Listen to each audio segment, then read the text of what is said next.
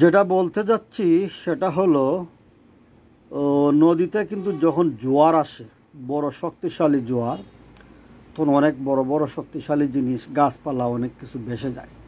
তো অনেকে আবার বলে, জোয়ার শেষ হয়ে গেলে অনেকে বলে এইটা কিভাবে ভেসে গেল। আবার অনেকে বলে যে ভাই, জোয়ারের গতি এত শক্তিশালী ছিল, এই জন্য এটা ভেসে গেছে। তো আমার কথা হলো, বাংলাদেশের যে ছাত্র আন্দোলন হলো, অনেকে কিন্তু যান বাঁচানোর জন্য অনেক কিছু নিয়ে দেশ থেকে বের হয়ে গেছেন, পলায়ে গেছেন। এটা ভালো কথা, ওনারা জীবন রক্ষার জন্য ওনারা পলায়ে গেছেন। এটা মানুষ করতেই পারে, যখন দেখে তার জীবনের কোনো নিরাপত্তা নাই, সে এটা করবেই। কিন্তু আমার প্রশ্ন হলো, বাংলাদেশে অনেকে বলে মানবতার ফেরিওয়ালা আমাদের সুমন ভাই নিজের টাকা খরচ করে, বেতনের টাকা খরচ করে দেশের জন্য, এলাকার জন্য রাস্তাঘাট এই সে অনেক কিছু করছেন, ভালো কথা।